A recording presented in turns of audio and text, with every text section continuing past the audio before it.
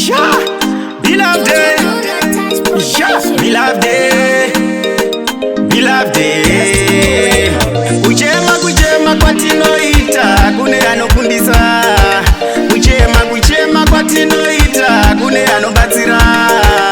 Mwari Baba ndivo vanokomborera, Mwari Baba ndivo vanokomborera, Mwari Baba ndivo vanosunungura.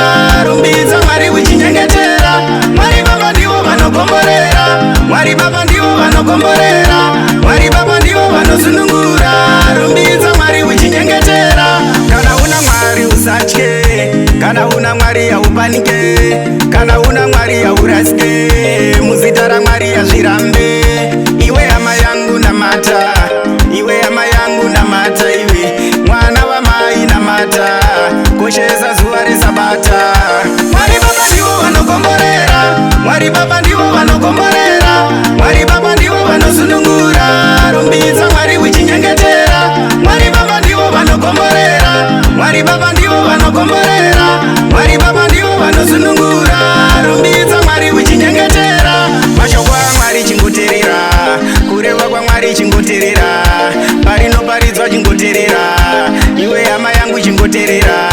Uimba nehosana kuna Baba, ngoimba hosana kuna Baba, era hosana kuna Baba, tinokunda hosana kuna Baba.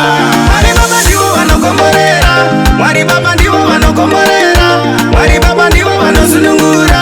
Rumbidza Mwari uchinyengetera, Mwari Baba ndivo vanokomborera, Mwari Baba ndivo vanokomborera, Mwari Baba ndivo vanosunungura. Rumbidza Mwari uchinyengetera. Kana una Mwari usatye, kana una Mwari haupanike, kana una Mwari haurasike. Muzita raMwari hazvirambe. Iwe hama yangu namata, iwe hama yangu namata, iwe mwana wamai namata, koshesa zuva reSabata. Mwari Baba ndivo vanokomborera, Mwari Baba ndivo vanokomborera, Mwari Baba ndivo vanosunungura. Rumbidza Mwari uchinyengetera, Mwari Baba ndivo vanokomborera, Mwari Baba ndivo vanokomborera, Mwari Baba ndivo vanosunungura. Rumbidza Mwari uchinyengetera. Mashoko aMwari chingoterera, kureva kwaMwari chingoterera, parinoparidzwa chingoterera, iwe hama yangu chingoterera. Uimba nehosana kuna Baba, ngoimba hosana kuna Baba, era hosana kuna Baba, tinokunda hosana kuna Baba. Mwari Baba ndivo vanokomborera, Mwari Baba ndivo vanokomborera, Mwari Baba ndivo vanosunungura. Rumbidza Mwari uchinyengetera, Mwari Baba ndivo vanokomborera, Mwari Baba